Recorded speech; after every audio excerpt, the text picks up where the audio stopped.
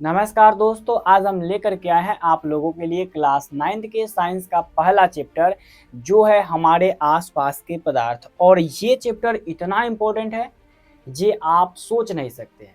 इसमें से हर साल एग्जाम में क्वेश्चन बनते हैं। अगर ये चैप्टर आप अच्छे तरीक़े से क्लियर कर लिए तो आप साइंस के पेपर अगर एग्जाम में देने जाएंगे तो उसमें से 10 से 12% आपका इसी में से देखने को मिल जाएगा। और 10 से 12% का मतलब होता है 100 क्वेश्चन 100 नंबर का हो अगर कोई पेपर तो उसमें से 12 नंबर, और ये कम सम नहीं है।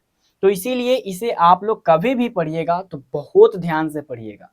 और इसी के लिए आज हम पहले चैप्टर का ऑब्जेक्टिव भी लाए हैं, सब्जेक्टिव भी लाए हैं, और अगर हम बात करें तो पूरा फुल डिटेल से न्यूमेरिकल भी लाए हैं। मतलब कहने का ये है कि आज हम आपको 1 नंबर वाले भी क्वेश्चन पढ़ाऊंगा, 2 नंबर वाले भी, 3 नंबर वाले भी, और यहाँ तक का 5 नंबर वाला भी क्वेश्चन बताऊंगा।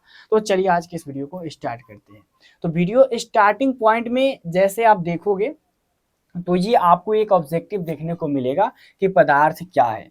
तो आपको ऑप्शन देख करके सही बताना है। और यहाँ पे अगर मैं बात करूँ तो ये सबसे ज़्यादा इम्पोर्टेंट मैंने आप सभी को बता दिया, ठीक है।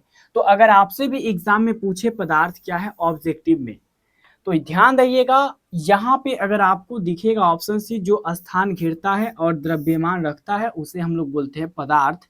यहाँ पे आपका ऑप्शन सी करेक्ट हो जाएगा, और ये आपको ऑप्शन सी करेक्ट याद भी कर लेना है, ठीक है। और ये तो अभी आपको याद करना है 8 ऑब्जेक्टिव और 10 ऑब्जेक्टिव, ठीक है। उसके बाद पदार्थ की मुख्य अवस्था क्या होती है। ऐसे मैं सब्जेक्टिव जब पढ़ाऊंगा ना अभी, तो उसमें सारा चीज बताऊंगा पदार्थ क्या होता है, पदार्थ के कितनी अवस्था होते हैं, और कौन कौन से होते हैं, किस टाइप से कौन सा क्वेश्चन है, सब बताऊंगा। बट पहले ये ऑब्जेक्टिव थोड़ा देख लो। पदार्थ की मुख्य अवस्था कितनी होती है। तो पदार्थ की 3 मुख्य अवस्था होती है। भौतिक, अगर मैं बात करूं वर्गीकरण, भौतिक वर्गीकरण एक रासायनिक वर्गीकरण होता है, तो उतना आपको नहीं देखना है। डायरेक्ट अगर आपसे एग्जाम में पूछे पदार्थ की मुख्य अवस्था कितनी होती है तो 3 होती है। ऑप्शन रहेगा बी में, आपको ऑप्शन बी भर देना है, ठीक है। उसी प्रकार से ये वाला क्वेश्चन देखिएगा, ठोस में कणों के बीच आकर्षण बल कैसा होता है। सबसे पहले यहाँ पर ध्यान दो, ठोस है, ठीक है। तो ठोस में सबसे ज्यादा, सबसे अधिक बल होता है, उससे कम द्रव में होता है, और सबसे कम गैस में होता है। यहाँ पे ध्यान दीजिएगा, ठोस में सबसे ज्यादा, ठीक है, सबसे ज्यादा हाईएस्ट, द्रव में उससे कम, ठीक है, मतलब कि लमसम लमसम थोड़ा मोड़ा कम, और गैस में अगर हम बात करें तो बहुत कम होता है, ठीक है, बहुत कम। ये पॉइंट याद रखना, आपके एग्जाम में 1 नंबर दिला देगा। चलिए आगे देखते हैं। अगला यहाँ पे 4 नंबर, द्रव का निश्चित क्या होता है। जब मैं आप सभी को डिफिनीशन पढ़ाऊंगा अभी इसी वक्त, तो उसमें सभी चीज बताऊंगा, जिसमें ये भी शामिल रहेगा कि द्रव का क्या चीज निश्चित होता है। तो द्रव का एक होता है आयतन, जो निश्चित होता है, ठीक है, आयतन जो होता है वो निश्चित होता है, ठीक है। लेकिन अभी याद करते चलना है, ठीक है, और जब बताऊंगा तब तुम्हें समझ में आएगा। गैस का आकार कैसा होता है। तो गैस का आकार अनिश्चित होता है, ठीक है, गैस का कोई भी आकार नहीं होता है, पहले इसे देख लेना। गैस का कोई भी आकार नहीं होता है। आगे देखिएगा, आगे यहाँ पे आप लोग देखिएगा, 0 डिग्री सेल्सियस पर बर्फ का पिघलना क्या कहलाता है।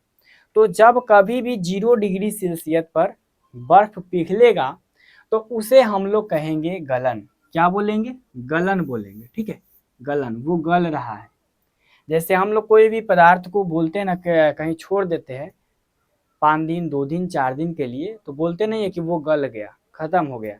उसी प्रकार से अगर हम बर्फ को हाथ पर रखें तो वो धीरे धीरे गलने लगता है, द्रव में परिवर्तन होने लगता है, पानी के जैसा होने लगता है, तो उसे हम लोग गलन बोलते हैं, याद रख लीजिएगा।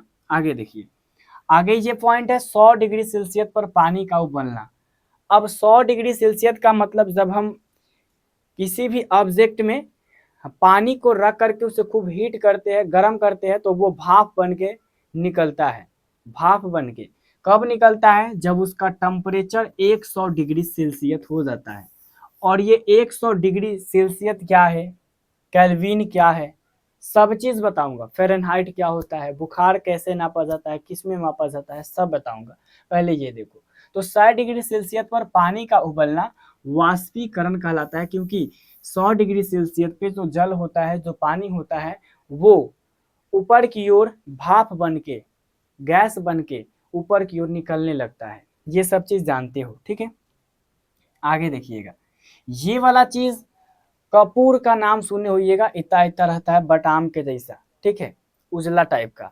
तो उसे अगर हम जलाते हैं तो वो डायरेक्ट क्या होता है, जल कर, मतलब ये ठोस है और वो जलता है तो जल के धुआं टाइप का बन जाता है, ठीक है, धुआं टाइप का बन के और वो सीधा किस में, मतलब कि गैस में, सीधा गैस में बदलता है, ठीक है, गैस में। धुआं का मतलब ही होता है गैस, ठीक है। तो वो गैस में बदल जाता है।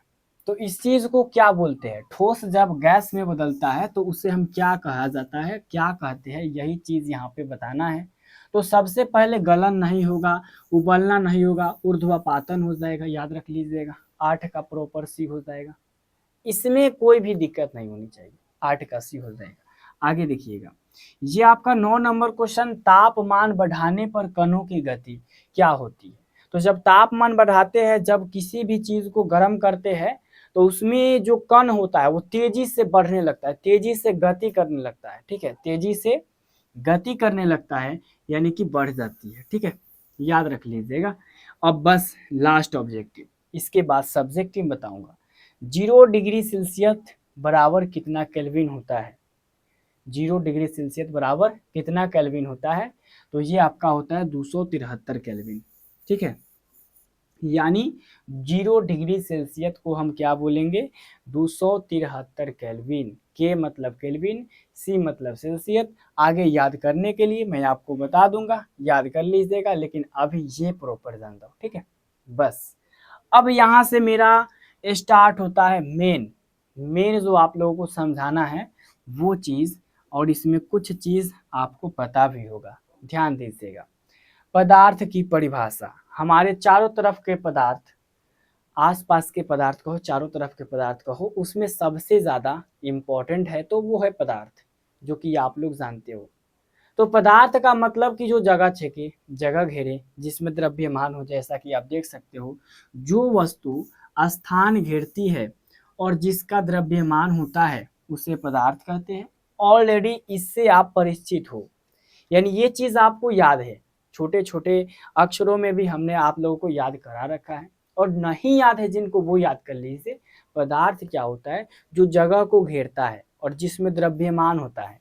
ये चीज जगह घेर रहा है, ये भी पदार्थ है, हम भी पदार्थ है, ये माइक भी पदार्थ है, सभी चीज जो जगह घेरे और जिसमें द्रव्यमान हो वो पदार्थ होता है।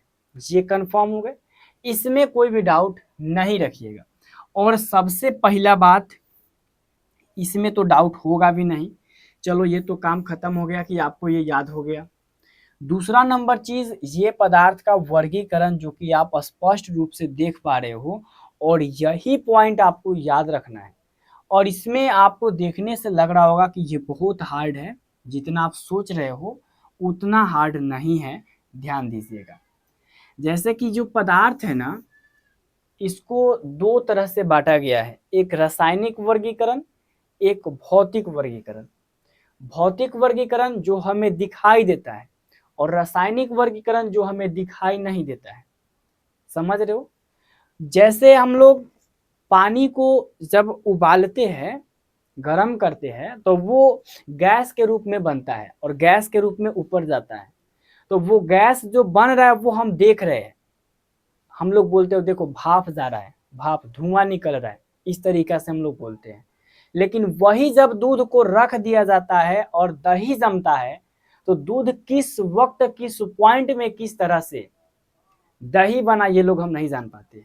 वही चीज है रासायनिक परिवर्तन या फिर रासायनिक वर्गीकरण। और जिस चीज को हम जानेंगे, जिस चीज को हम देख सकते हैं कि हाँ ये चीज बदल रहा है, वो आपका क्या हो जाएगा, वो आपका हो जाएगा भौतिक वर्गीकरण। जैसे हम लोग लोहा देखते हैं, अब लोहा को अगर हम हवा में लटका देंगे, वो धीरे धीरे धीरे धीरे धीरे धीरे जंग उसको खा जाएगा, जंग लग जाएगा, वो लोहा खराब हो जाएगा। अब एक चीज बताइएगा, क्या हम उसके लिए उतना समय दे करके उसे देखेंगे? नहीं देख पाएंगे। एक दिन देखेंगे, दूसरा दिन देखेंगे, पांचवा दिन छोड़ देंगे।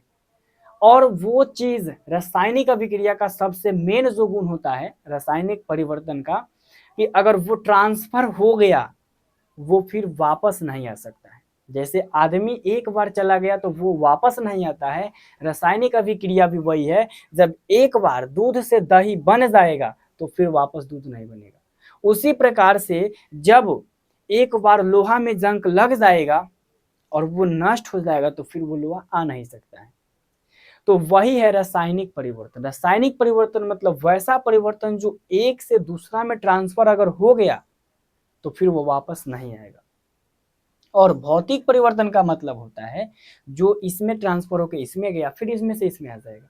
जैसे हम चाहेंगे तो बर्फ को पानी बना देंगे, हाथ पे रखेंगे पानी हो जाएगा, फिर ये वाला पानी को जाएंगे फ्रिज में उछल देंगे, वो फिर बर्फ बन जाएगा, फिर उसको लाएंगे हाथ पे रखेंगे फिर पानी बन जाएगा, फिर उसको रख देंगे वो क्या हो जाएगा, बर्फ बन जाएगा। उसको थोड़ा गर्म कर देंगे भाप बन जाएगा, भाप को रोक लेंगे। अब कैसे रोकेंगे? तो जैसे कि हम हीट कर रहे हैं, मान लीजिए यहाँ से हम इस पानी को हीट कर रहे, गर्म कर रहे, ध्यान दीजिएगा। और यही चीज मैं आप सभी को समझाने आया हूँ। ये मान लो ये पानी है, ठीक है। इसको जब मैं हीट करूंगा तो इसमें से जो भाप निकलेंगे, इसमें से भाप, इसके ऊपर हम कोई ऑब्जेक्ट रख देंगे। जैसे मान लीजिए कोई भी मान लीजिए यहाँ पे रख दिए कोई ऑब्जेक्ट, बर्तन रख दिए, और ये जब ऊपर जाएगा ना तो कुछ कण तो इसके साइड से निकल जाएगा, कुछ कण इसके साइड से निकल जाएगा, लेकिन कुछ कण जाके उसमें चिपक जाएगा।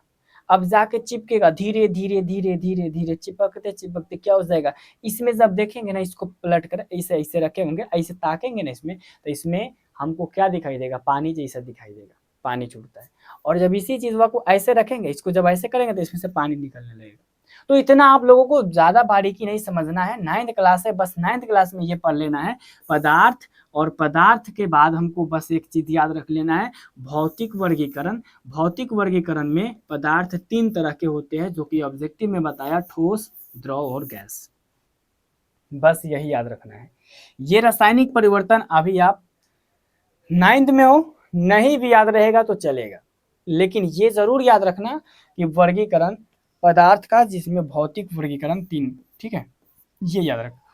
और अगर आपका दिमाग एकदम एडवांस लेवल का है तो याद कर लो, रासायनिक परिवर्तन 2 तरह के शुद्ध पदार्थ को मिश्रण। शुद्ध पदार्थ मतलब क्या होता है, जो अकेले स्वतंत्र शुद्ध में रहो, इसमें कोई भी मिलावट ना होके, बट इतना ध्यान नहीं देना। अब हम जानेंगे कि ये ठोस क्या होता है, द्रव क्या होता है, गैस क्या होता है, ठीक है। इसके लिए हमने अगला पेज निकाला, और सबसे पहला यहाँ पे ठोस, जिसको इंग्लिश में सॉलिड बोला जाता है, आप सब तो जानते होंगे, नहीं जानते हो तो अभी तो जान गए। ठोस, ठोस का मतलब ये देखो, ठोस है, देखो यहाँ पे पदार्थ की वह भौतिक अवस्था जिसका आकार और आयतन दोनों निश्चित हो। आकार का मतलब जैसे कि मैंने इस ऑब्जेक्ट को यहाँ पे रखा तो वो उसी टाइप का है, ये आकार इसका एक पेंसिल के जैसा है। और यहाँ जब मैं रखा तभी भी ये पेंसिल है, यहाँ फिर रखा अभी भी पेंसिल है, यहाँ रखा अभी भी पेंसिल है, मतलब इसका आकार बदल नहीं रहा है। तो जिसका आकार नहीं बदलेगा उसे बोलेंगे निश्चित आकार है।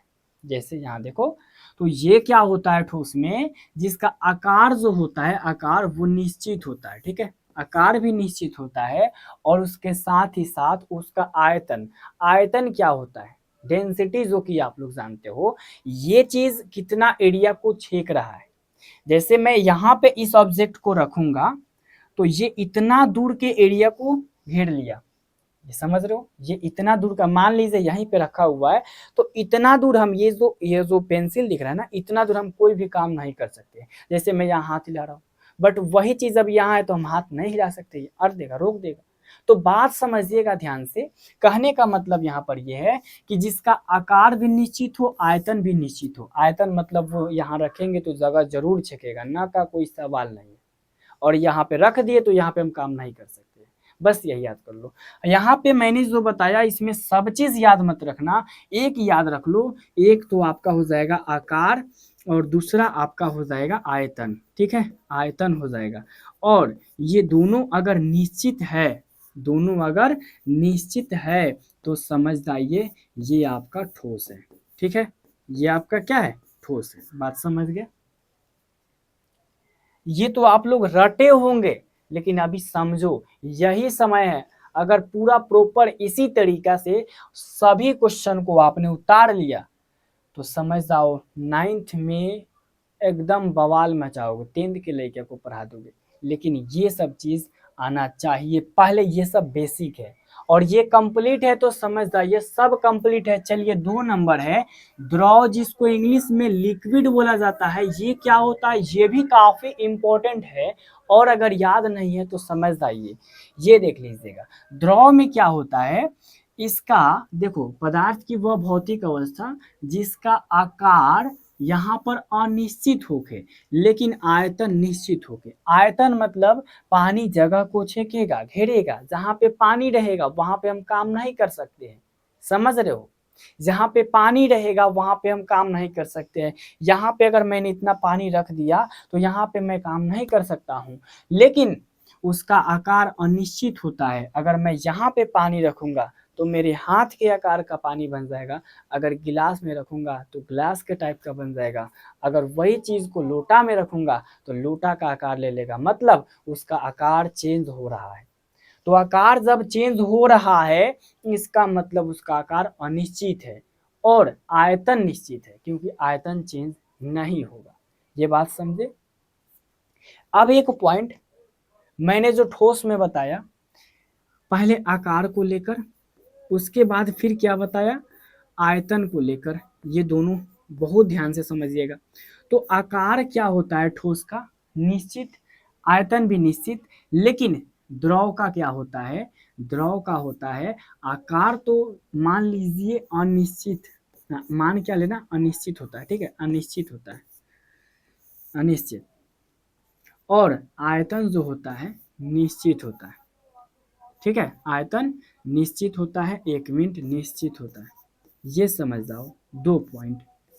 और जैसे अल्कोहल, पानी, तारपीन, कोई भी चीज जो भीगा हुआ रहे, समझ रहे हो, जल हो गया, जल के जैसा जो चीज रहेगा वो द्रव हो जाएगा। और गैस का मतलब हवा, गैस मतलब हवा। यहाँ पे आप देख सकते हो गैस क्या होता है, तो वह भौतिक अवस्था जिसका आकार आयतन दोनों अनिश्चित। यहाँ पे गैस है, ये जो मैं हाथ हिला रहा हूँ ना, तो यहाँ पे गैस है, तो यहाँ पे तो मैं काम कर ले रहा हूँ। इसका मतलब गैस का ना तो आकार होता है और ना ही गैस का कोई आयतन होता है, समझ गए। यहाँ पर भी जो मैं यहाँ पर हूँ ना, यहाँ पर भी गैस है, देखो यहाँ पर भी जब मैं हाथ को ऐसे मारूंगा तो मेरा हाथ गैस से टच होता है, और जब टच होता है ना तो हमें लगता है कि हवा लग रहा है। इस तरीके से आप करके देखिएगा, हवा लगेगा। चाहे ऐसे कीजिएगा ना मुंह के पास तो हवा आएगा, क्योंकि वहां से वो हटाता है, ठीक है। तो ये सब बेसिक चीज आप जानते हो, लेकिन अब आएंगे एडवांस लेवल पे। ये समझ गए ना, समझ गए। चलो आते हैं मेन मेरा टॉपिक बताने का, जो आज का नजरिया तरीका है वो यही है। और इसके बाद वाला ये है, यही दोनों के लिए सबसे ज्यादा करके मैं आया हूं, बात को समझिएगा। विसरण क्या होता है, जो कि आप लोग क्लास 11th में भी जाइएगा तो आपको पढ़ना पड़ेगा विसरण के बारे में। आखिरकार विसरण होता क्या है, ध्यान दीजिएगा। कणों का स्वतः मतलब अपने आप एक दूसरे में मिल जाना विसरण कहलाता है। कणों का एक दूसरे में मिल जाना विसरण कहलाता है। जैसे मान लीजिए हम रंग ले लिए और पानी ले लिए, दोनों को एक में मिक्स करेंगे तो रंग का कण और पानी का कण दोनों आपस में मिल गया, मतलब वो विसरण हो जाएगा। मान लीजिए चाय हो गया और मान लीजिए दूध हो गया, चाय और दूध को दोनों को एक लंग मिलाएंगे तो दोनों का कण मिल जाएगा, विसरण हो गया। पानी हो गया, दूध हो गया, एक लंग मिलाएंगे, विसरण हो गया।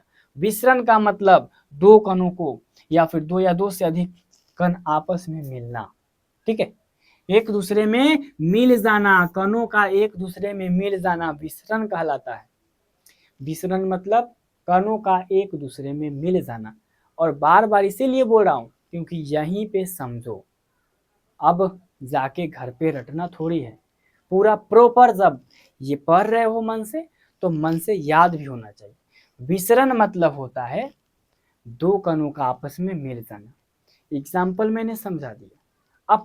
अपने दिमाग से तुम पूछो, कहने का मतलब क्या है मेरा, अपने जब दिमाग से पूछोगे तो यही देगा उत्तर, वही सवाल बताएगा कि वो बोल रहे हैं कि दो चीजों को आपस में मिला दो तो वो विसरण कहलाएगा।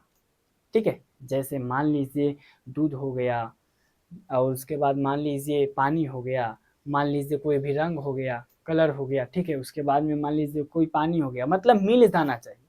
अब आप कहिएगा कि मान लीजिए बालू बालू हो गया और पानी माटी हो गया, तो बालू और माटी को मिलाएंगे ना तो उसका कण नहीं मिलेगा, उसका छोटका छोटका कण नहीं मिलेगा, फिर से उसको अलग कर लिया जाएगा। किस तरीके से, तो उसको क्या कर दिया जाएगा, पानी में घोल के एकदम हिलाया जाएगा, माटी ऊपर आ जाएगा, बालू नीचे आ जाएगा। लेकिन वैसा नहीं, विसरण मतलब दोनों कण मिलेगा, फिर वो मतलब कि अपने अपने रूप में आने के लिए असंभव होने का कार्य बन जाए। ठीक है, यहाँ पे गलनांक क्या होता है, अब तीसरा पॉइंट। तो गलनांक मतलब होता है वह तापमान जिस पर ठोस द्रव में बदलता है, गलनांक कहलाता है। ठोस किस में बदलेगा, ठोस आपका द्रव में बदलेगा, उसे हम क्या बोलेंगे, गलनांक। हम लोग अपने भाषा में कहते हो गल गया, बर्फ गल गया, समझ रहे हो बात को, यानी बर्फ क्या था, ठोस था, बर्फ ठोस था, वो गल गया, द्रव माने पानी हो गया। बात समझ में आ रहा है, एक एक पॉइंट। गलनांक का मतलब होता है ठोस का गैस में ठोस का द्रव में बदल जाना, गलनांक कहलाता है। हम लोग बोलते हैं गल गया, गल गया, गल गया।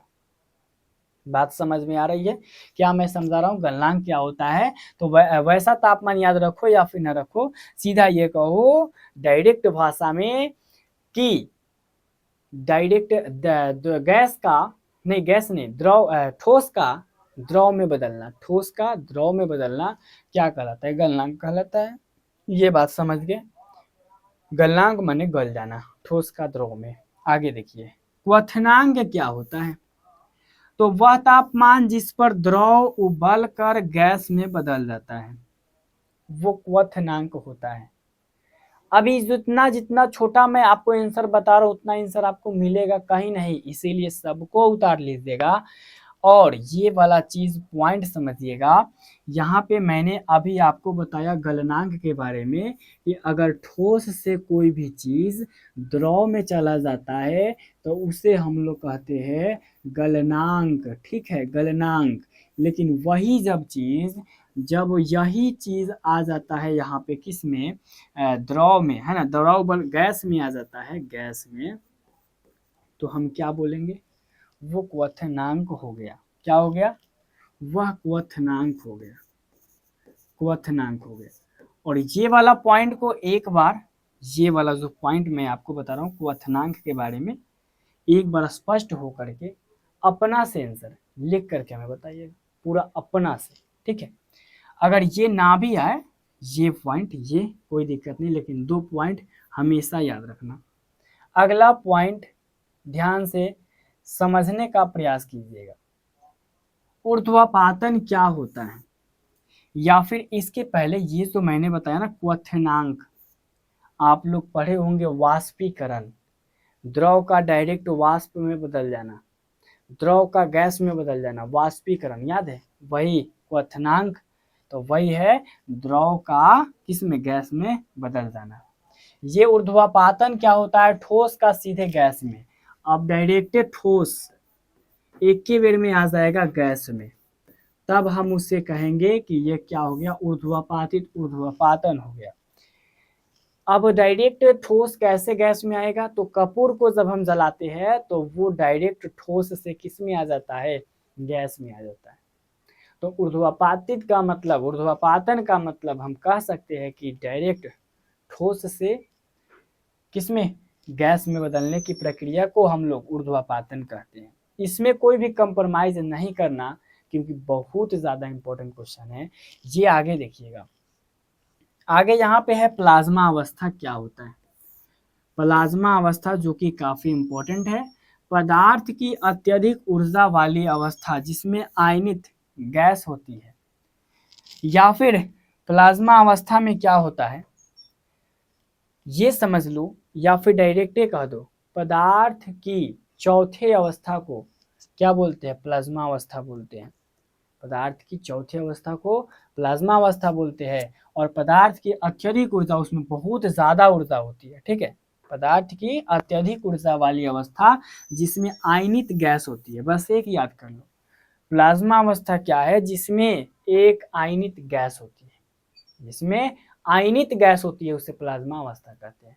यानी पदार्थ की वैसी अवस्था जिसमें आयनित गैस होती है उसे हम लोग बोलेंगे प्लाज्मा अवस्था। उसके बाद गैस संपीड्य क्यों है ना, गैस संपीड्य क्यों है, यहाँ देखिएगा, क्योंकि गैस के कणों के बीच की दूरी अधिक होती है, ठीक है। गैस संपीड्य क्या है या फिर क्यों होता है, तो ध्यान दीजिएगा यहाँ पर, ठोस के जो कण होते हैं ना, ठोस के कण, ध्यान दीजिएगा, ठोस के जो कण होते हैं बहुत पास पास होते हैं, ठीक है, बहुत पास पास होते हैं। और जो द्रव के कण होते हैं वो थोड़ा, मतलब कि थोड़ा दूर पर होते हैं, थोड़ा थोड़ा दूर पर, ठीक है, थोड़ा दूर पर होते हैं, थोड़ा दूर पर होते हैं। लेकिन वही गैस के जो कण होते हैं, गैस के कण वो बहुत दूरी पर होते हैं, ठीक है, वो बहुत दूरी पर होते हैं। ये तीनों पॉइंट हमेशा याद रखिएगा। ठोस के कण एकदम सटा हुआ रहते हैं, एकदम नजदीक रहते हैं, द्रव के कण थोड़ा दूर रहता है, गैस के कण बहुत दूर रहता है। तो ये चीज आपको याद होनी चाहिए। गैस संपीड्य क्यों है, क्योंकि गैस के कण बहुत दूरी पे रहते हैं। शीतल प्रभाव क्या है, तो वाष्पीकरण के कारण, ठीक है, वाष्पीकरण के, यहाँ पे ध्यान दीजिएगा, वाष्पीकरण के कारण, थोड़ा यहाँ पे 1 मिनट समय दीजिए। वाष्पीकरण के कारण आपस से ऊष्मा लेने पर ठंडक उत्पन्न होती है।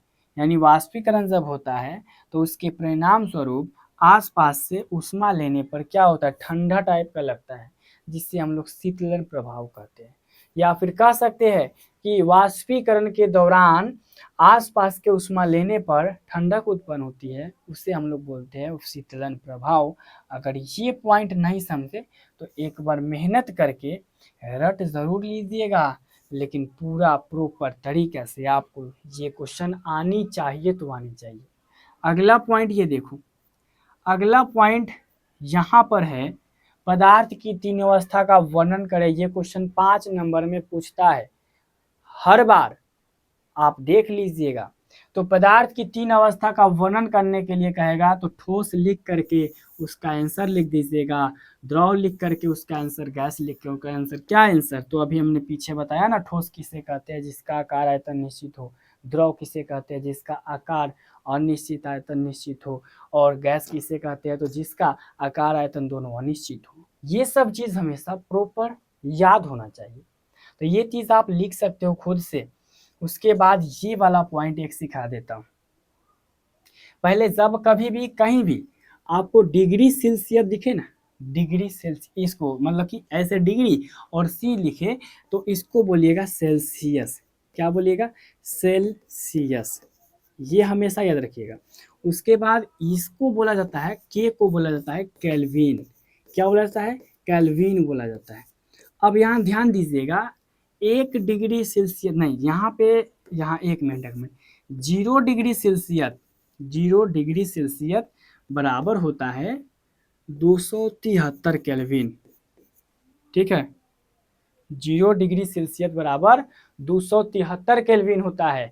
अब आपसे पूछा जाए, चलो 0 डिग्री सेल्सियस बराबर 273 केल्विन, तो 1 डिग्री सेल्सियस बराबर कितना केल्विन, तो 273 में 1 जोड़ दो, 274 केल्विन। ध्यान दीजिएगा। अगर कहेगा 3 डिग्री सेल्सियस बराबर क्या हो जाएगा, तो 273 में 3 जोड़ दो, 276 केल्विन हो जाएगा। समझ रहे हो, यानी कहने का मतलब है कभी भी आपको डिग्री सेल्सियस को केल्विन में बदलना कहेगा तो 273 जोड़ दीजिएगा, और उल्टा कहेगा तो 273 घटा दीजिएगा। जैसे 200 यहाँ 25 डिग्री सेल्सियस को केल्विन में बदलना है तो इसमें 273 जोड़ देंगे, मतलब 25 प्लस कर देंगे 273, ये आपका क्या हो जाएगा, केल्विन हो जाएगा। ठीक है, इसको कोष्ट में कर दीजिए। यहाँ पे 5 3 8 7 2 9 यानी कि 298 केल्विन, और ये बदलना आ गया तो समझो कि 2-3 नंबर मिल जाएगा। 5 नंबर में कभी कभी ये क्वेश्चन आते रहता है। ठीक है, तो ये प्रॉपर जान गए। एक अगर डिग्री सेल्सियस को केल्विन में बदलना हो के तो हम उसमें 273 जोड़ देंगे, और उसके जस्ट उल्टा केल्विन को सेल्सियस में बदलना पड़े तो उसमें से 273 घटा देंगे। तो जैसे कि 300 केल्विन बराबर हम लिखेंगे 300 में से 273 घटा के और यहाँ पे डिग्री सेल्सियस लगा देंगे, और ये घटा लीजिएगा तो आपका कितना आ जाएगा, 27 आ जाएगा। 27 डिग्री सेल्सियस बन गया। उसी प्रकार से 100 डिग्री सेल्सियस को केल्विन में अगर बदलना हो तो 100 में हम क्या जोड़ देंगे, 273 जोड़ देंगे, आपका आ जाएगा 373। एक मिनट, 273 नहीं लिखाया, 273 373 आ जाएगा। ठीक है, तो इस तरीके से आप आसानी तरीके से बना सकते हो। और पदार्थ, हमारे आसपास के पदार्थ चैप्टर का सबसे ज़्यादा इम्पोर्टेंट क्वेश्चन जो था हमने आज करा दिया। ईमानदारी से बता रहा हूँ, इस तरीका से इस लेवल से हम लोग का अगर पढ़ाई चला तो सबसे पहले हम लोग का सिलेबस भी खत्म होगा, एग्जाम में पूरा का पूरा नंबर आएगा, और साथ ही साथ किसी से हम कोई क्वेश्चन तो पूछने की दूर उसका कॉपी के ऊपर ताकेंगे भी नहीं। समझ रहे हो मेरी बात? आई होप कि आज का वीडियो आपको अच्छी तरीके से समझ में आई होगी। कोई दिक्कत हो तो आप हमसे पूछ सकते हो। मिलते हैं इसी के साथ नेक्स्ट वीडियो में, तब तक के लिए जय हिंद, जय भारत।